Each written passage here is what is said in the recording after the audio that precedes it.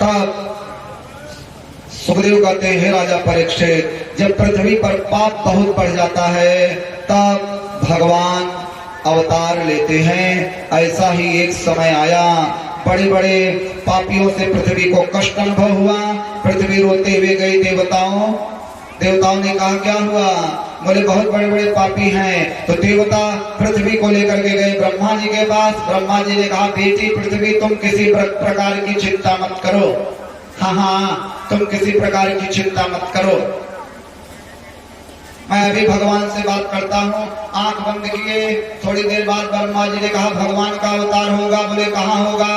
बोले वसुदेव गृहे साक्षात भगवान पुरुषः परः जनिष्यते तत्प्रियार्थम संभवन्तु सुरस्त्रियः।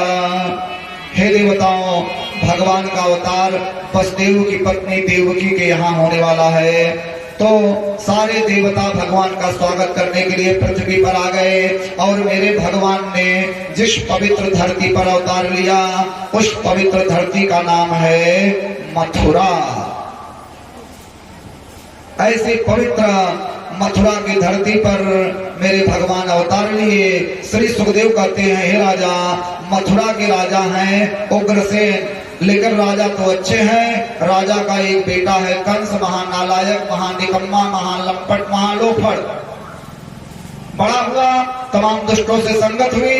एक दिन अपने बाप उग्रसेन को ही जेल में बंद कर दिया। अपने बाप को जेल में बंद कर दिया, अपने चाचा को हथकड़ी लगा करके जेल में बंद कर लिया और जवान होने पर जबरदस्ती मथुरा के सिंहासन को कंस ने कैप्च कर लिया,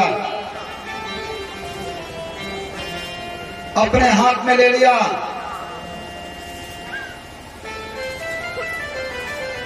और अत्याचार पूर्वक, अन्याय पूर्वक एक कंस राज्य कर रहा है। बहुत अत्याचार पूर्वक ये राज्य कर रहा है। तो एक संत जी कह रहे थे, पहले ये मथुरा नहीं थी, पहले ये मधुरा थी। अधरम मधुरम बदनम मधुरम नयनम मधुरम हसितम मधुरम।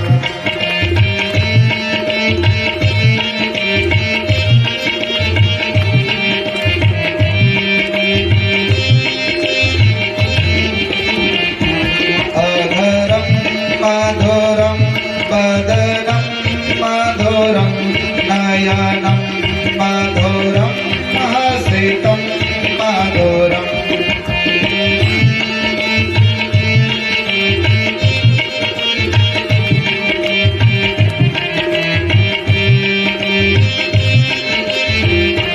हृदयं मधुरं गमनं मधुरं मधुराधिपतेरखिलं मधुरं। हृदयं मधुरं गमनं मधुरं मधुराधिपतेरखिलं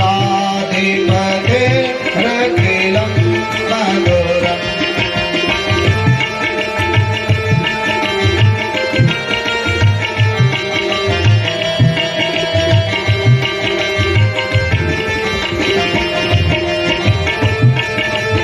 सेवा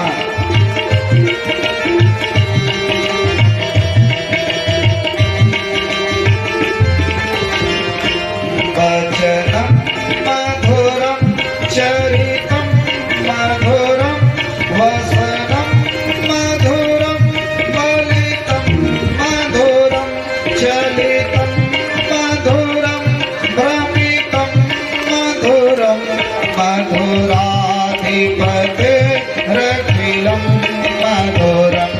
अधरं मधुरं बदनं मधुरं नयनं मधुरं हसितं मधुरं।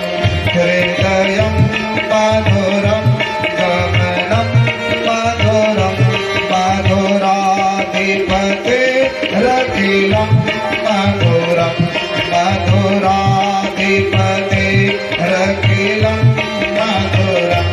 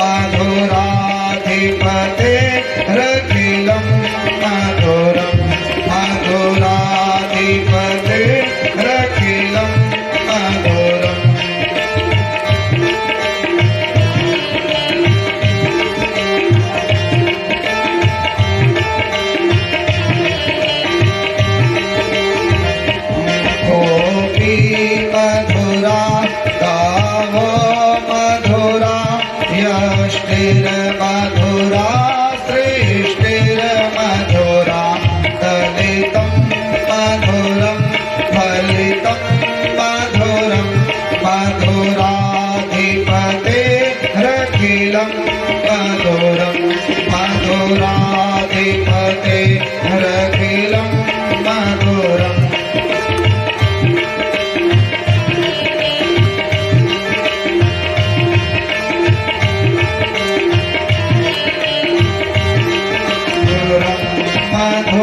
मधुराधिपते रखिलं मधुरम्। उस मधुराधिपति को प्रणाम। ये मधुरा थी, बड़ी मधुर थी। एक संत जी कह रहे थे, कंस जब पाप पूर्वक राज्य करने लगा ना, लोग थू थू करने लगे। तो जो धू था वो थू हो गया, हो गई मथुरा। चाचा को जेल में बंद कर दिया, पिताजी को जेल में बंद कर दिया। और इन्हीं चाचा की एक बेटी है जिसका नाम है देवकी, कंस की चचेरी बहन है। एक दिन कंस राजमहल में गुजर रहा है। एक बात बताएं, कोई कितना भी बड़ा पापी हो, कोई भी कितना भी बड़ा नीच हो, कोई कितना भी बड़ा अधर्मात्मा हो, कभी न कभी तो उसके मन में मानवता जागती ही जागती है। और आज चाचा देवक की बेटी देवकी को देखा तो सोचा कि मेरी दुश्मनी चाचा जी के साथ है। ये बेटी तो ये बेचारी तो मेरी चचेरी बहन है, मेरी छोटी चचेरी बहन। और छोटी बहन का लालन पालन बेटी की तरह करना चाहिए। हाँ, मैं इसका विवाह करूंगा, बड़े धूमधाम के साथ में इसका विवाह करूंगा। तो कंस जानता था कि वसुदेव जी अच्छे आदमी हैं और बड़े धूमधाम के साथ वसुदेव के साथ कंस ने चचेरी बहन देवकी का रिश्ता तय कर दिया। बहुत बढ़िया बारात आई, बहुत बढ़िया बारात आई। सारे आयाम टूट गए, सारे रिकॉर्ड टूट गए।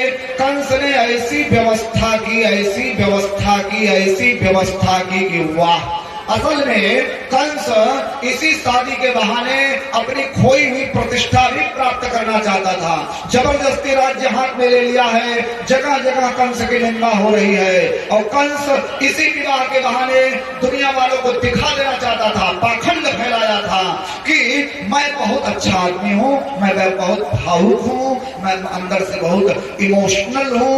यही दुनिया को दिखाना चाहता था।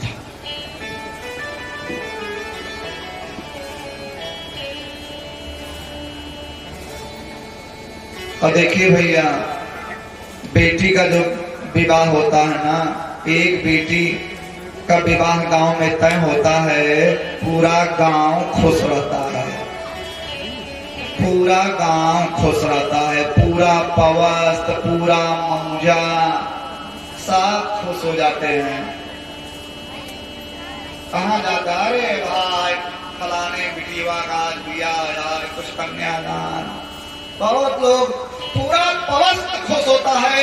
एक बेटी का विवाह तय होता है, बारात जिस दिन आनी होती है, अब पूरा गांव तो गदगद रहता है। भैया बिल्कुल एकदम इज्जत जाने लगा, गांव की प्रतिष्ठा है।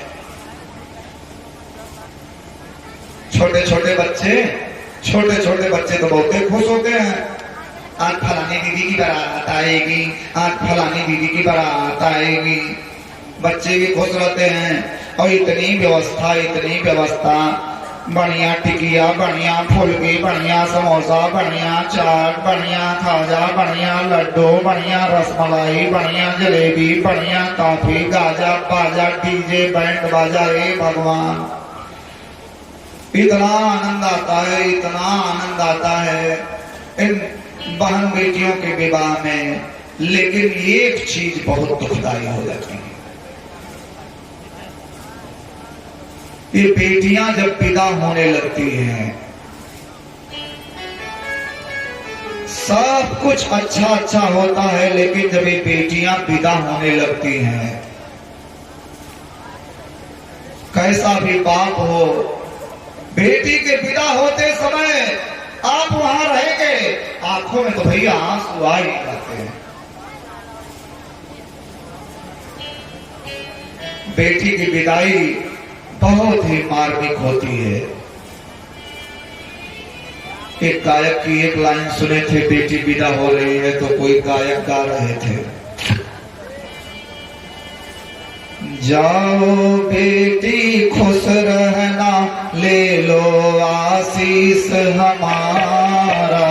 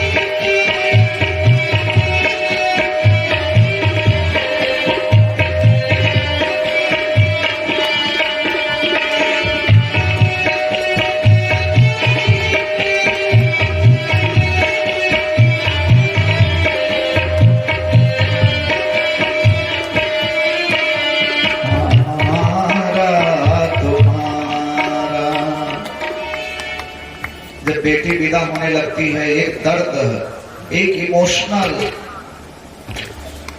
जो बेटी यहाँ जन्म ली, पैदा हुई, बेचारी बड़ी हुई, वही एक दिन पराया धन हो जाती है। ये बेटियां तो जो है गऊ की तरह हैं। बेटी पराया धन हो जाती है।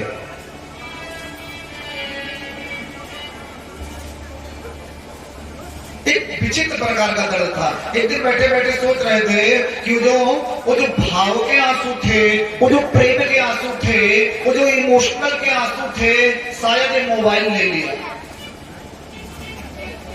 हाँ, ये मोबाइल शायद हमारी आंखों के भाव रूपी आंसू को ले लिया।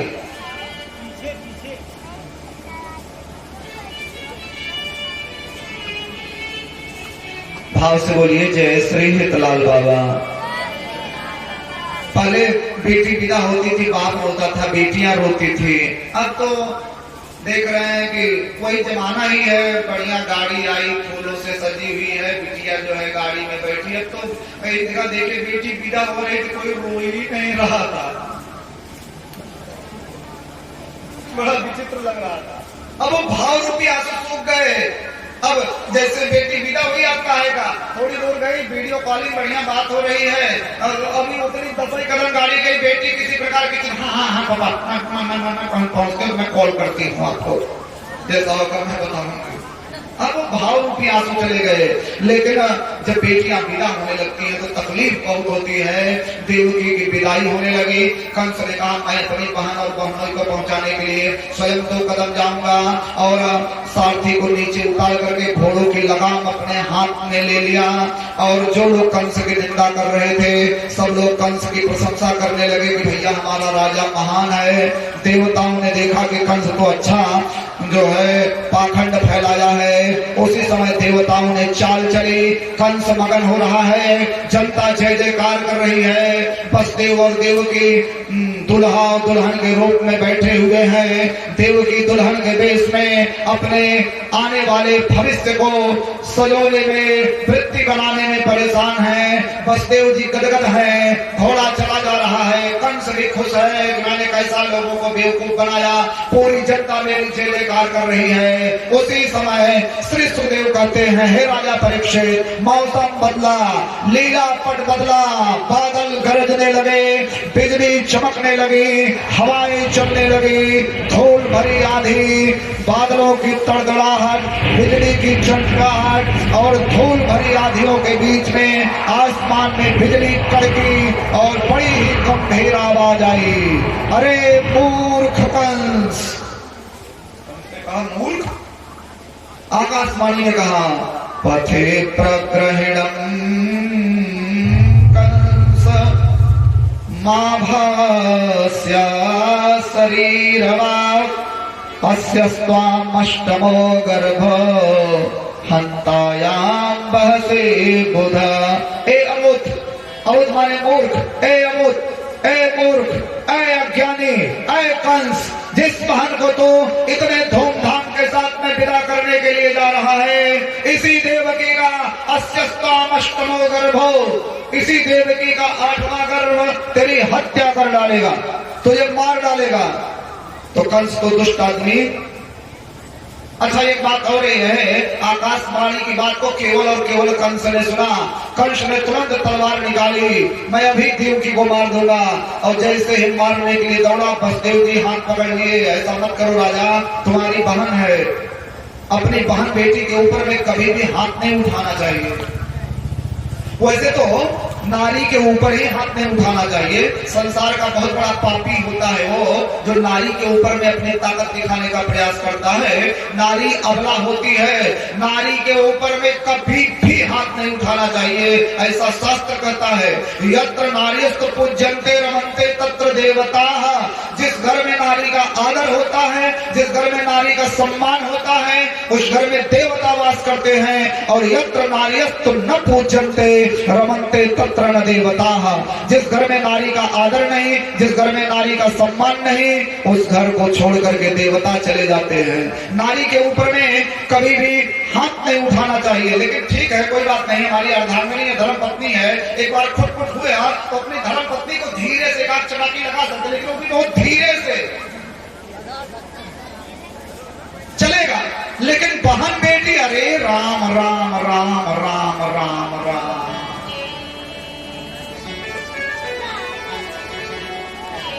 बहन बेटी के ऊपर में तो कभी भी हाथ नहीं उठाना चाहिए।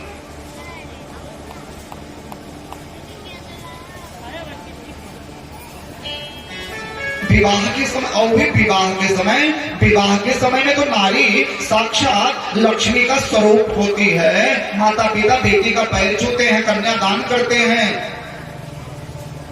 तो जिस बहन का भी आपने बेटी मान करके कन्यादान किया, उसी बहन को आप तलवार से हत्या करने जा रहे हो। ऐसा मत करो राजा कंस। लेकिन कंस ने कहा, बसदेव भाषण नहीं, दुष्ट आदमी था, दुष्ट आदमी को कितना भी समझाओ, दुष्ट जो अपने मन में जान लेता है वो समझता है कि हम ही बढ़िया है और बाकी सब खराब है। बसदेव जी बहुत समझाए, बड़े भाव हैं, लेकिन समय बहुत कम है। हितलाल बाबा के चरणों में प्रणाम करते हुए बसदेव जी बहुत प्रयास किए, क्योंकि एक पति का कर्तव्य है कि अपनी धर्म पत्नी की रक्षा करे। बसदेव जी पूरे प्रयास में हैं, लेकिन दमन राजा है और इसका मूड उखड़ गया है। तब बसदेव जी ने अंतिम पासा फेंका, सुनो राजा, तुम्हें देवकी से खतरा नहीं, तुम्हें खतरा है देवकी की संतान से। तुम मुझे कितना जानते हो बताओ राजा कंस, मेरे बारे में क्या जानते हो? कंस ने कहा, बसदेव मैं जानता हूँ, तुम बहुत बड़े सत्यवादी हो, तुम अपनी बात से कभी विचलित नहीं होते हो। तो बोले, मैं बसदेव प्रतिज्ञा करता हूँ, देवकी की जितनी संतान होगी मैं ले आकर के तुम्हें देता जाऊंगा, लेकिन मेरी देवकी को छोड़ दो। हथकड़ी और बेड़ी में जकड़ करके बसदेव और देवकी को कारागार में डाल दिया। बिल्कुल बदल गया। और श्री सुखदेव कहते हैं, राजा परीक्षित, बहुत ही कष्ट में वसुदेव और देवकी के दिन बीत रहे हैं। और यहीं पर देवकी के एक एक करके 6 संतान रही। 7वीं संतान के रूप में स्वयं, और कंस ने 6 संतान को मार दिया। बड़ा पापी था, बच्चों के पैदा होते ही आकर के पटक देता था, छोटे छोटे बच्चों को पटक देता था एक पापी। 7वीं संतान के रूप में स्वयं अनंत शेषनाग बलराम भैया माता देवकी के गर्भ में आए। भगवान ने योग माया से प्रार्थना किया, योग माया ने बताऊ भैया को 7वें गर्भ से गर्भ को माता रोहिणी के गर्भ में स्थानांतरित कर दिया। सब भैया माया का खेला है।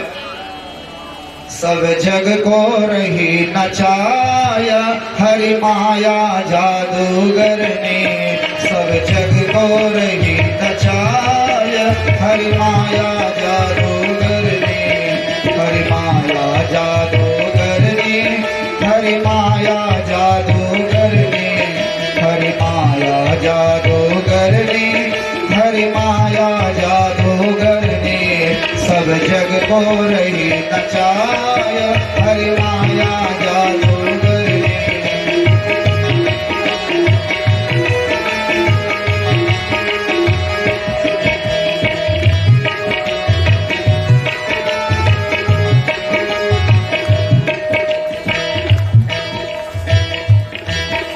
भाव से बोलिए श्री हितलाल बाबा।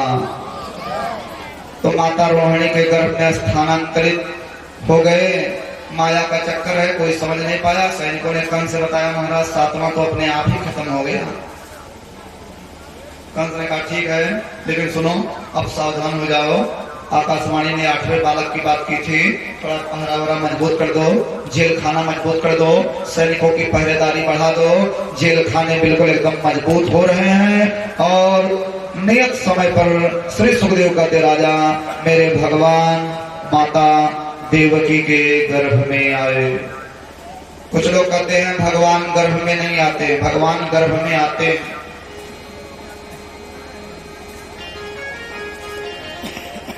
इसलिए तो दसम स्कंद के द्वितीय अध्याय का नाम ही पड़ गया गर्भस्तुति। अर्थात देवताओं को जब पता चला कि भगवान माता देवकी के गर्भ में आए हैं तो सारे देवता आया करके भगवान की स्तुति करते हैं, प्रार्थना करते हैं। आइए श्री हितलाल बाबा के स्थान पर भगवान माता देवकी के गर्भ में आए हैं। हम लोग भी हाथ जोड़ करके देवताओं के साथ भगवान की प्रार्थना करें। ऐसे भगवान हम लोगों के जीवन का दुख दूर करें और जल्दी से जल्दी कथा के माध्यम से भगवान हम लोगों को दर्शन दे। चलिए देवताओं के साथ हम लोग गर्भ में स्थित भगवान की स्तुति करें। चलो चलो भक्तों देवताओं के साथ भगवान गर्भ में आ गए। तालियों की सेवा, मीठी मीठी ताली।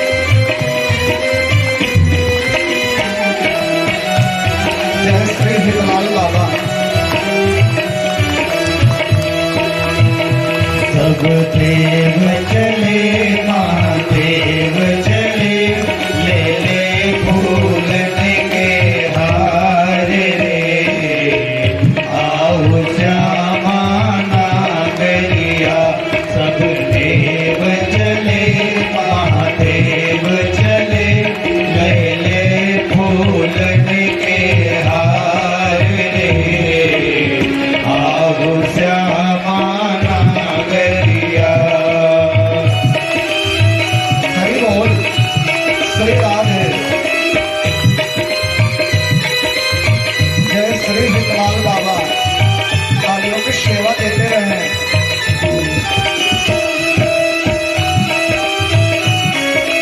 जय हो। शिव शंकरी ने आगे बढ़कर अपना डमरू बजाया,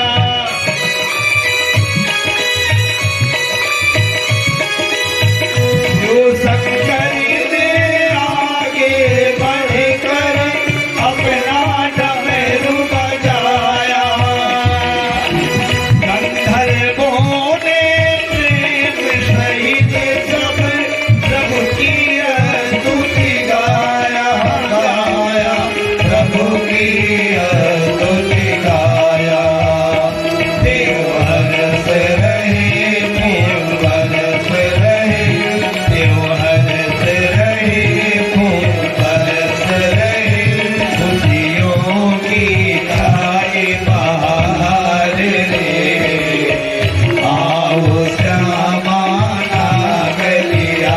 सब देव चले महादेव चले, ले ले फूलन के हार रे, आओ श्यामा नागरिया। सब देव चले महादेव चले, ले ले फूलन के हार रे, आओ श्यामा नागरिया, आओ श्यामा नागरिया। सत्यम प्रथम सत्य परम त्रिसत्यम, सत्यस्य योगिर्भे तथ्य सत्य, सत्यस्य सत्यम सत्यमेव, सत्यात्मकं त्वं शरणं प्रपद्ये।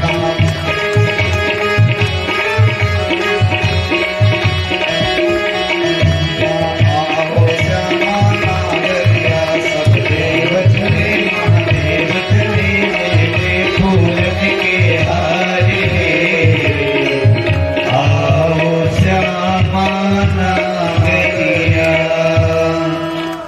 गर्भ में स्थित देवताओं ने भगवान की स्तुति की, सत्य सत्य का करके भगवान की प्रार्थना किए। माता देवकी को भी बहुत आशीर्वाद दिए देवता लोग। हे माता जी आप चिंता मत करना, तुम्हारे कुक्ष में जो है ना वो भगवान है माता। दृष्टां बते कुक्षिगत परम पुमांसेन साक्षात् भगवान भवायनः। मा भोद्भयं भोजपतेर्ममूर्ष गौप्ता यदो न भविता तवात्मजः। माता देवकी को भी अनंत आशीर्वाद दिए देवता लोग। माता जी बिल्कुल चिंता मत करना, मत रोना माँ, बहुत दिन से परेशान हो, तुम्हारे गर्भ में भगवान है माँ, तुम्हारी भी रक्षा करेंगे, हमारी भी रक्षा करेंगे, हम सब की रक्षा करेंगे। सुंदर गोपालम और वनमालम नयन विशालम दुख हरम वृंदावन चंद्रम आनंद कंदम परमानंदम धरणिधरम। सत्य सत्य का करके देवता लोग चले गए। धीरे धीरे समय आया भादों का महीना, अष्टमी तिथि, बुधवार का दिन, रोहिणी नक्षत्र, रात के ठीक 12 बजे। अथ सर्व गुणोपेतः कालः परम शोभनः यर्योर्वा जन्म जन्म रक्षम शांत रक्षक ग्रहतारकम्।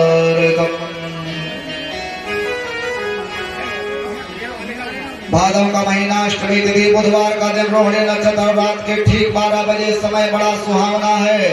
किसी ने कहा भाई समय क्यों सुहावना है? किसी विद्वान ने कह दिया था कि भगवान कालातीत हैं, भगवान समय से परे हैं, तो मानो समय इतने दिनों से आग उगल रहा है। और आज जब काल को ये पता लगा, समय को ये पता लगा कि भगवान मेरे अंतर्गत अवतार लेने वाले हैं, तो समय भी खुश हो गया है। कालः परम शोभना, जो समय आग उगल रहा था वो बड़ा सुंदर हो गया। दिशा प्रशेदोर गगनम्बा निर्मलो डोगणोदयम्बा, आसमान बिल्कुल निर्मल है। किसी ने दिशाओं से पूछा तुम क्यों इतनी खुश हो? तो दिशाओं ने कहा, एक संत ने कहा तुम क्यों इतनी चहक रही हो? बोले क्यों ना चहकूं, हाँ मेरे भगवान आने वाले हैं।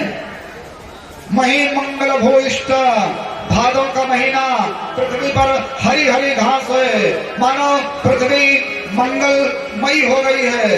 कोई पतिव्रता पत्नी है और पतिव्रता पत्नी का परदेश, पति अगर परदेश चला गया है तो ऐसा शास्त्र कहता है कि पत्नी को केवल अपने पति के लिए श्रृंगार करना चाहिए। मदीय चित्तम गतम चित्तम सदा मदाज्ञा परिपालनंच।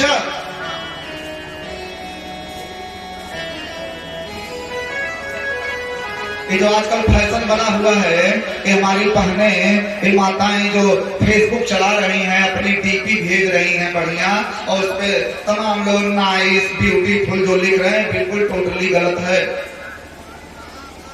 भाव से बोलिए जय श्री हिंदलाल बाबा। पतिव्रता केवल अपने पति के लिए श्रृंगार करती है। पतिव्रता का बखान करने का अधिकार सिर्फ उसके पति को है, सबको थोड़ी। तो शायद ये पृथ्वी कौन है? ये पृथ्वी भगवान की नित्य सिद्ध पत्नी है। वैकुंठनाथ भगवान की 2 पत्नियां, भूदेवी और नीला देवी। भूदेवी और नीला देवी के साथ तो भगवान वैकुंठ में रहते हैं। हमारे आचार्य संप्रदाय में कहते हैं नीला तुंग स्तनगिरि तटी सुप्त मुद्बोध्य कृष्णम। नीला देवी के साथ भगवान वैकुंठ में आ जाते हैं। और भूदेवी हमारी पृथ्वी माता हैं। समुद्रे वसने देवी परमस्तन मंडले विष्णु पत्नी नमस्तुभ्यं पाद स्पर्शम क्षमस्वरे। तो शायद पृथ्वी भी भगवान की जब पतिव्रता जब सुनती है कि उसका पति प्रदेश से आ रहा है, तो खूब श्रृंगार करके अपने पति की आगवानी और स्वागत के लिए खड़ी रहती है। तो पृथ्वी मही मंगल भूइष्ठ, पृथ्वी मंगलमती होकर के अपने नारायण रूपी प्रेतम का इंतजार कर रही है। अस्तु पृथ्वी हरी भरी हो गई है। नदियां खोज, किसी ने नदियों से पूछा तुम क्यों इतनी चहक रही हो, तुम क्यों इतनी खिला रही हो? नदियों ने कहा मेरे भगवान आने वाले हैं। हृदय जलुर्हस्रियः। ज्यादा हितलाल बाबा के स्थान पर समय बहुत ज्यादा हो गया है, भक्त लोग इंतजार कर रहे हैं। वो वायु सुख स्पर्श, हवाएं बड़ी सुंदर चलने लगी। और अंत में रात्रि के ठीक 12 बजे योग माया ने ब्रह्मा जी से सारे ब्रजमंडल की कमान अपने हाथ में ले ली। और योग माया के प्रभाव से अखिल ब्रह्मांड गहरी में सो गया है। क्योंकि भैया माया तो माया, या देवी सर्वभूतेषु निद्रा रूपेण संस्थिता। नमस्तस्यै नमस्तस्यै नमस्तस्यै नमो नमः।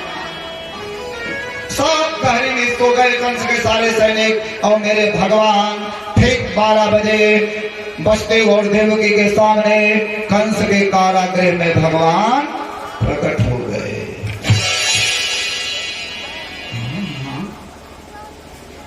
अद्भुत बालक ने जन्म लिया। बिल्कुल ताली मत बजाइए, गोला पड़ाका आया है लेकिन उसको गोकुल में बजाइएगा, अभी नहीं। गोकुल में धरा हो गोला पड़ाका, गोकुल में भगवान चतुर्भुज रूप में प्रकट हुए। श्री सुखदेव कहते हैं बड़ा अद्भुत बालक है। बोले अद्भुत क्या है? बोले तमद्भुतम बालकमं मुझे क्षणम।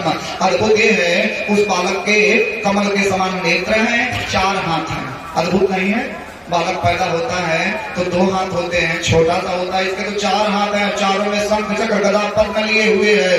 गले में कौस्तुभमणि की माला है। पीताम्बरम सांद्र पयोद सौभगम, पीताम्बर झिलमिला रहा है। इतने प्यारे लग रहे हैं मेरे भगवान, इतने प्यारे लग रहे हैं मेरे भगवान, इतने प्यारे लग रहे हैं। श्री सुखदेव स्वामी कहते हैं हे राजा परीक्षित, जादू है, जादू है उनकी नजरों में। ऐसा जादू डाला है, ऐसा जादू डाला है, ऐसा जादू डाला है कि वसुदेव और देवकी देखे हैं तो देखते ही रह गए हैं। नाना की बारीक बारीक छोई मोई ऐसा जादू डाला है वसुदेव और देवकी ने। भगवान बोले माता आपने पूर्व जन्म में तपस्या की थी, मेरे जैसा बेटा मांगी थी, देखो मैं आ गया तुम्हारा बेटा बनकर के। कृष्ण माता ने कहा ऐसा बेटा थोड़ी होता है, ये 4 हाथ शंख चक्र गदा पद्म, छोटे हो जाओ तो माँ की इच्छा से। इस कथा का मतलब क्या है? इस कथा मतलब ये है कि भगवान का कोई आकार नहीं, भगवान का कोई प्रकार नहीं, भगवान का कोई रूप नहीं, भगवान का कोई रंग नहीं है। भक्त जिस भावना में चाहता है भगवान उसी भाव में ढल जाते हैं। चतुर्भुज रूप में आए, देवकी के कहने से नन्हे से बाल कृष्ण बन गए, सारी योजना समझा दिए और माता देवकी ने अपना अंचल पान कराया। और जैसे ही श्री वसुदेव जी भगवान के दिव्य छोटे से रूप को बाल कृष्ण बन गए हैं, और जैसे वसुदेव जी उठाना चाहे हथकड़ी टूट गई, भेड़ियां टूट गई, ताले अपने आप खुल गए। जहां भगवान आ जाए वहां किस बात की चिंता। इन सारी कथाओं का अध्यात्म कल आपको बताएंगे। आज समय बहुत ज्यादा हो रहा है, बाहर में बादल गरजने लगे, शायद बादल झगड़ा करने लगे, हमें देखने दे, हमें देखने दे। पानी भी बरसने लगा, पानी क्यों बरसने लगा? भगवान का दर्शन खाली हाथ नहीं करना चाहिए। तो बादलों ने कहा प्रभु पानी है, पानी लो।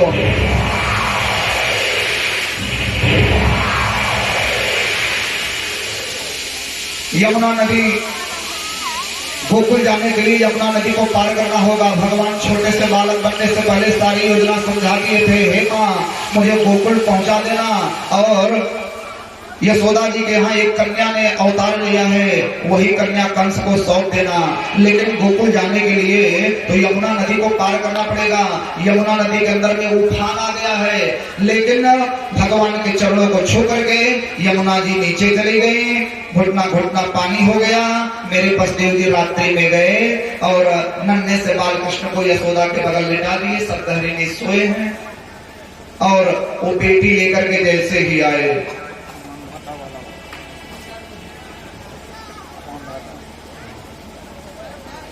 जैसे बिटिया लेकर के आए तो भैया जब भगवान आते हैं तो बंधन खुल जाते हैं। लेकिन आदमी जब भगवान को छोड़ करके माया के चक्कर में पड़ता है, माया तो माया बांध लेती है। भगवान आए, बंधन खुल गए। जैसे वो बेटी आई, एक एक ताले अपने आप बंद हो गए, और जब ताले अपने आप बंद हो गए, हथकड़ी लगी, भेड़िया लगी,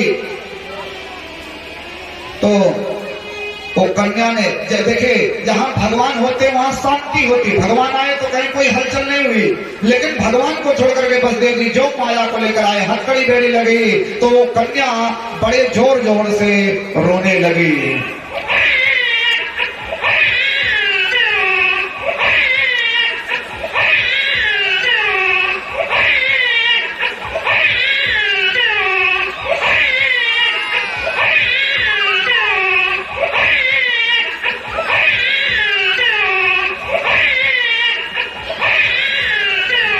भाव से बोलिए जय श्री हितलाल बाबा।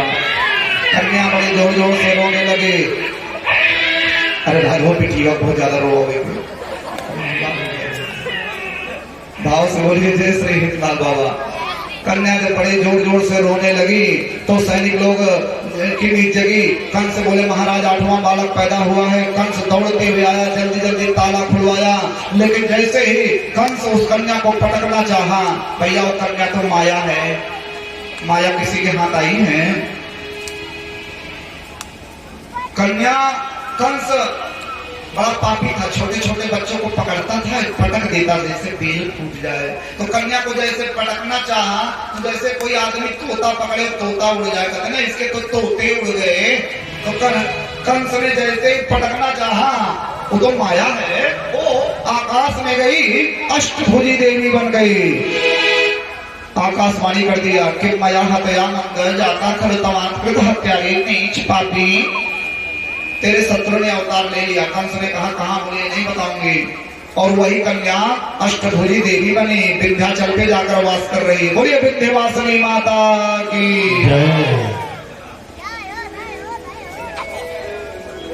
तो यहाँ की चर्चा भी है, छोड़िए, कन्या आकाश में चली गई। आइए चलते हैं गोकुल।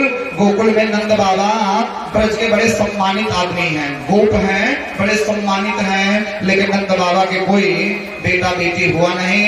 सांडिल्य पंडित जी उनके ऊपर हित हैं, पूजा हुआ है, पाठ हुआ है, यज्ञ हुआ है, हवन हुआ है। पूरे गांव को ये उम्मीद है कि अब की बार भगवान नंद जी को खुशखबरी सुनाएंगे। आज नवमी तिथि थी। अब किसी को क्या मालूम कि बीच में अदला बदली हो गई। नवमी तिथि के दिन नंद बाबा की छोटी बहन सुनंदा आई हुई है 6 महीना पहले से कि भारी के खुशखबरी भाई तो 9 लखा हारे लूंगी। इसमें से भी एक लोग सुनंदा बन जाए, आवे सुनंदा थरिया बजावे। हाँ हाँ, आवा आवा सुनंदा।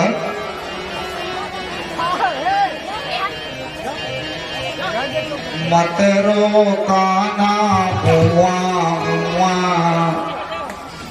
मत रोए काना उआ उआ, समझावे तुहे सुनंदा बुआ, समझावे तुहे सुनंदा बुआ। सुनंदा थरिया बजावे। सुनंदा यशोदा भाभी के कमरे में गई, जब कहेंगे तभी बजाना। सुनंदा की तरफ कैमरा चलो, यहाँ यूट्यूब पर।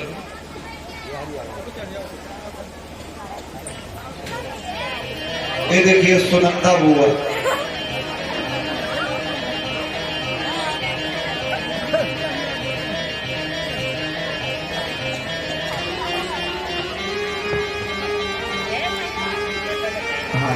इधर गांव में सुनंदा जब यशोदा भाभी के कमरे में गई, छीनी से चदरिया में लाला किलोल कर रहे हैं। सुनंदा खुश हो गई, हे भगवान, हे विधाता, तूने अच्छी सुनी।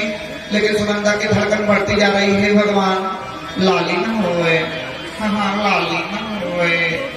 हरि शरणम हरि शरणम हरि शरणम हरि शरणम हरि शरणम, लाली ना होवे, लाला ही होवे।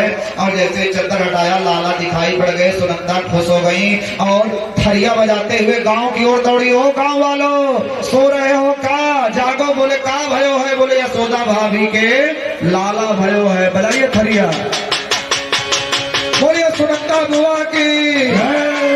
बढ़िया बजाते हुए गांव की ओर दौड़ी। नंद बाबा से बोली, भैया बधाई हो। किस बात की बधाई? भैया आपने जो पूजा पाठ कराया, आपके घर छोटा सा नन्हा सा लाला अवतरित भया है। बोलिए बाल कृष्ण लाल की जय। नंद बाबा खुश यमुना नदी में डुबकी लगा रहे हैं। सुनंदा गांव भर में थरिया बजाते हुए दौड़ रही है। सुनंदा हुआ को नेक चाल देते हैं रामक बाल की वाली जी।